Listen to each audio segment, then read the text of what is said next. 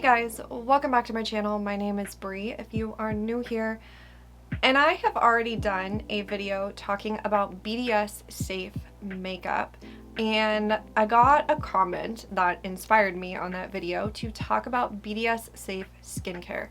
BDS is Boycott, Divestment, and Sanctions, and it is a non-violent Palestinian-led movement promoting the boycott, divestments, and sanctions against Israel. So all of the brands that I'm going to be talking about in today's video are going to be BDS safe skincare brands. I'm obviously not going to be touching on everything. I'm only going to be touching on products that I use and own that I can not only ensure that they are BDS safe, but also can tell you that like the product themselves is good, because I'm not going to tell you about a product that's not good just because it's BDS safe. I will have listed and linked down below a wonderful Google Doc created by another creator that has a ton of brands, makeup brands, beauty brands, skincare brands, and their status, whether they be BDS safe, avoid them, or they're kind of middle of the road. I do have one brand in here that I'm going to have a little asterisk next to, but I struggle to say that word.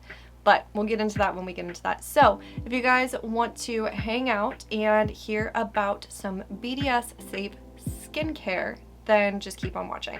So in today's video, I'm not going to go like super in depth like I did in the makeup video, mostly because I was actually doing my makeup in that video. So I had more time. I had other things to do while I was talking. So when it comes to BDS, I have two goals. I have the actual companies that BDS has listed for boycott, for corporate boycott, for pressure, as well as organic boycotts. And then my other goal personally is to focus in on the main big brands that honestly run the vast majority of the beauty community, and they fund Israel or have some sort of ties to Israel. That would be L'Oreal, Unilever, P&G, and Estee Lauder. Those are my four big companies. Now, obviously, those are massive umbrella companies. Unilever and P&G, that's basically everything inside of a drugstore. Like Dove, Old Spice, you know, Pantene, herbal essences, like they own fucking everything. Charmin, like Tampax, they literally own so much. And I'm gonna be honest with you, some of that is in America very difficult to boycott.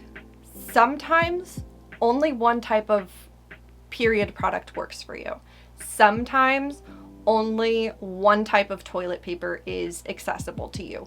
I focus in very heavily on beauty and makeup because A, it is a luxury at the end of the day. I can talk about the most affordable products in the entire world, but at the end of the day, they are still considered to be a luxury. They are not required to function in your day-to-day life. Something like toilet paper is not really a luxury. And sometimes your only option is Charmin.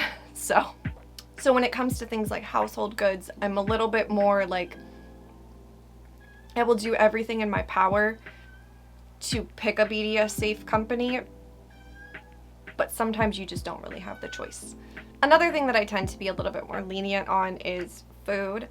And of course, there are certain companies like on the actual BDS list that I will not touch, but I'm gonna be so for real. I am neurodivergent. I have ARFID, and sometimes I don't get a say in what my brain deems to be a safe food.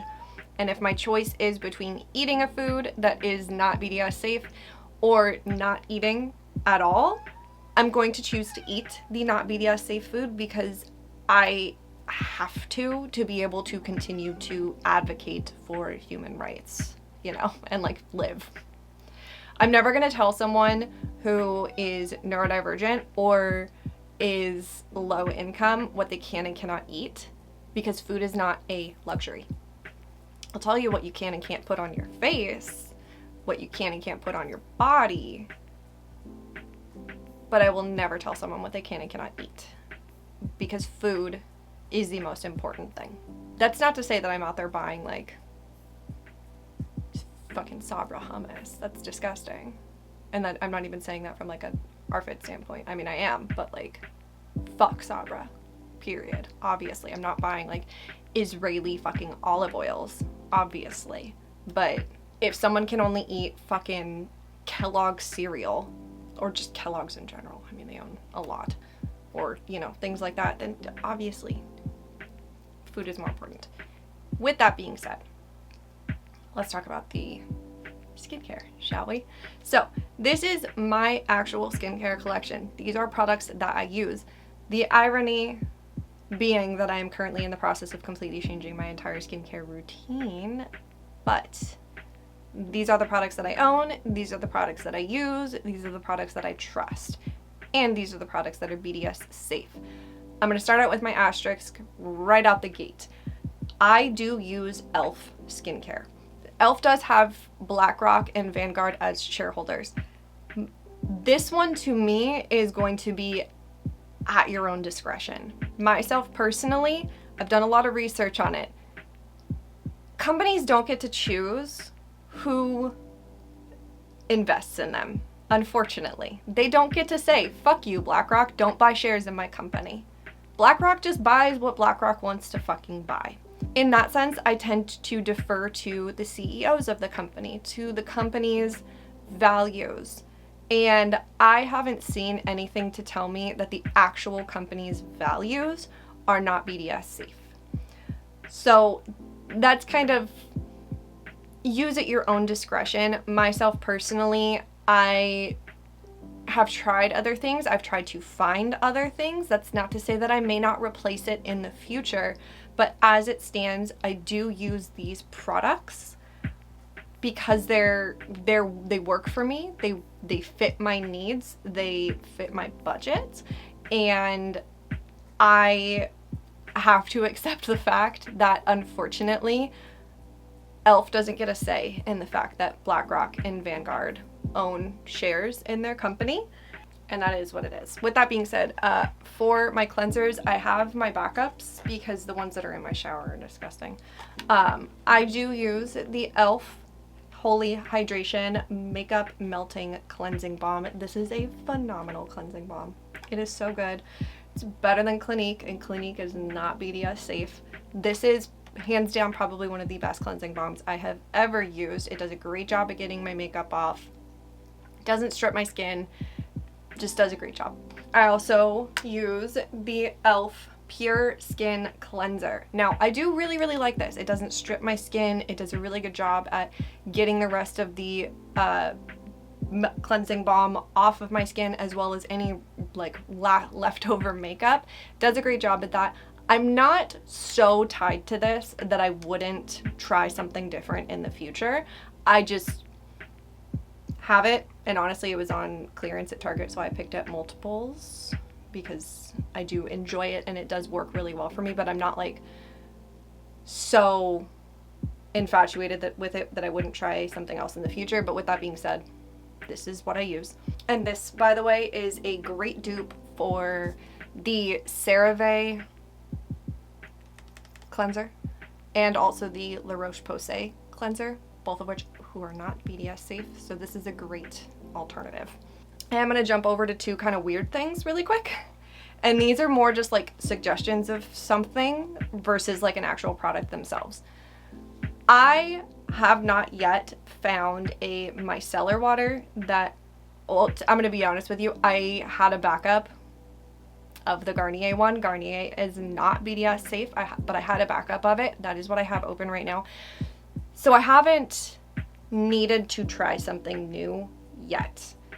So I cannot speak to a micellar water, unfortunately, because I don't want to come out here and be like, oh, well, this brand is BDS safe, so just use this micellar water if I haven't actually tried it myself. So I cannot speak to a micellar water at the moment. However, I can give you kind of an alternative. So I picked these up from Amazon, which I know that's on a pressure, but I'm not saying you have to buy them from Amazon. I'm just saying that I got it from Amazon, but this is not the officially marketed like makeup eraser, but this is a makeup eraser. You just get it wet and you can wipe off your makeup. This is great for like if I have leftover eyeliner, leftover lash glue, leftover mascara after I've done all of my cleansing and I've gotten out of the shower. This is a great alternative to a micellar water. And another just kind of like thing, I do use reusable cotton rounds. Again, I picked these up from Amazon, but like so long ago, so insanely long ago. I just toss them in a little like laundry bag and wash them all once I need to wash them, but they're just little cotton rounds, cotton fabric rounds. And this is great for applying some of the products that I'm going to talk about in the future. I do use it for micellar water as well.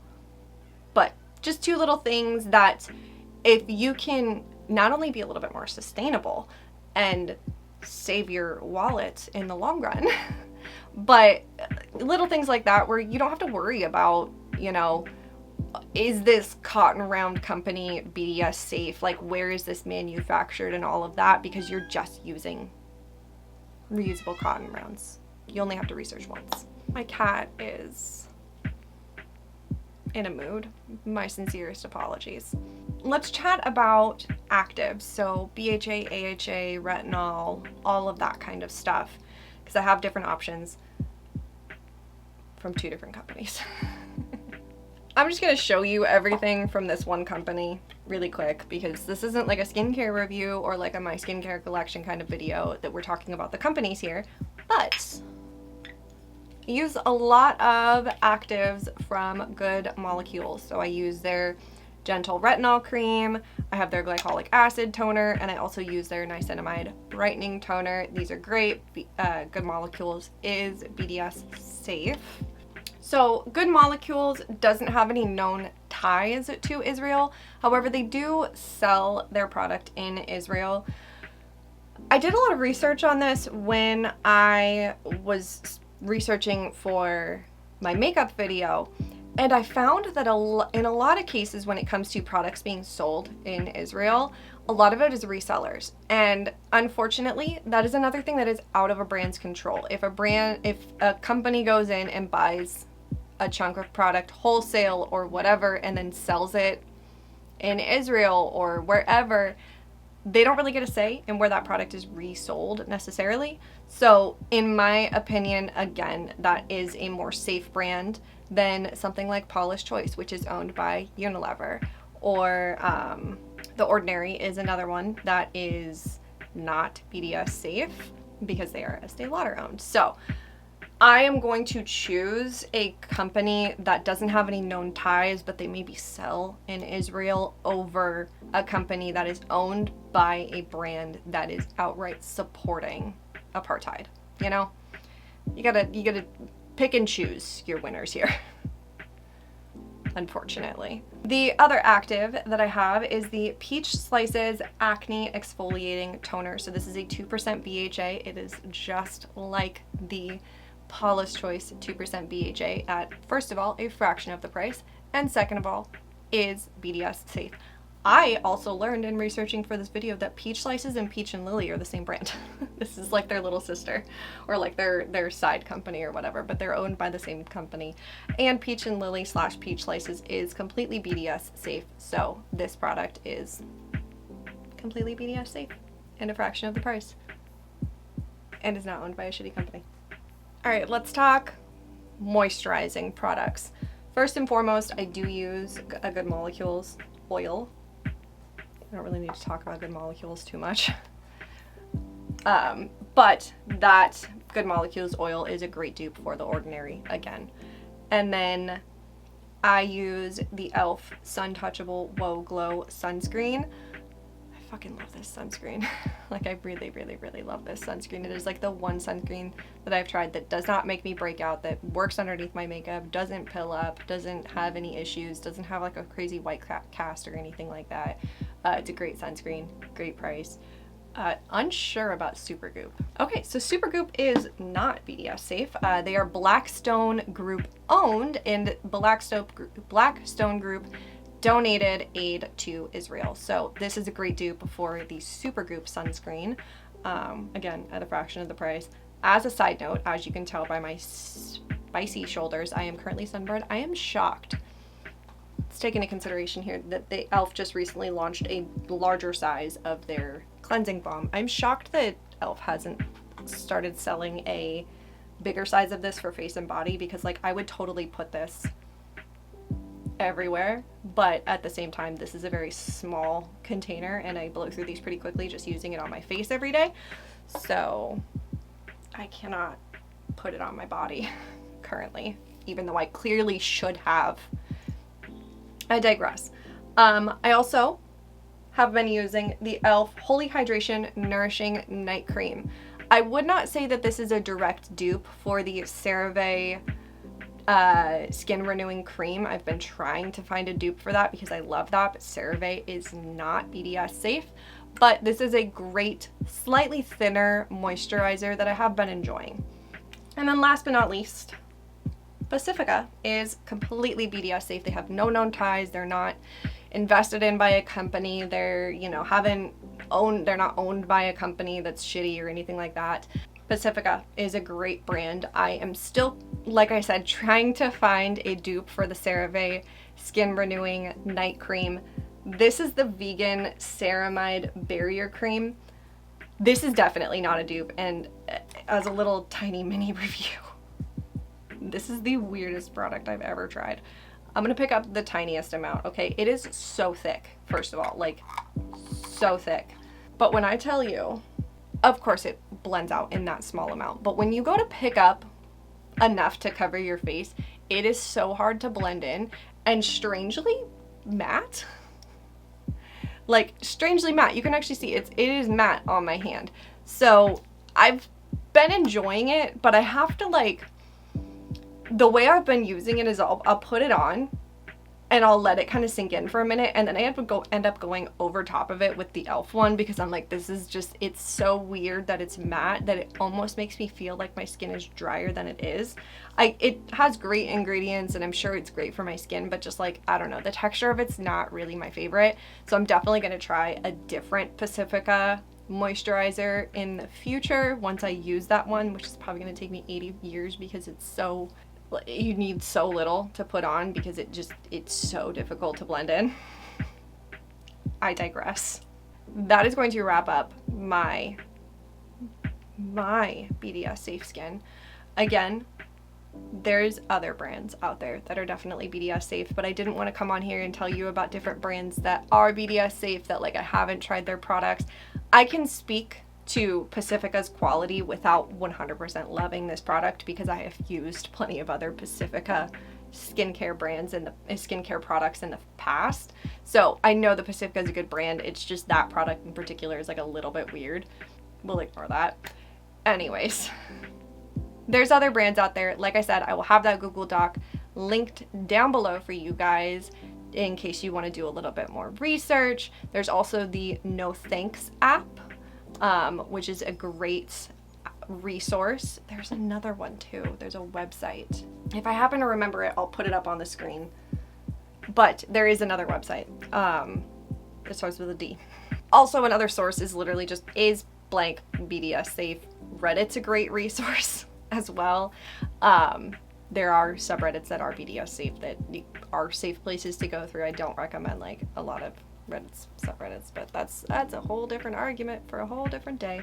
Regardless, comment down below with any BDS safe skincare brands that you love. Let's make it a whole resource down below. Free Palestine. Please subscribe if you have not already. It would mean the world to me. Like this video, ring the bell, share this video with all of your friends. Let's spread the word. And I hope you guys have an awesome, awesome day. Bye.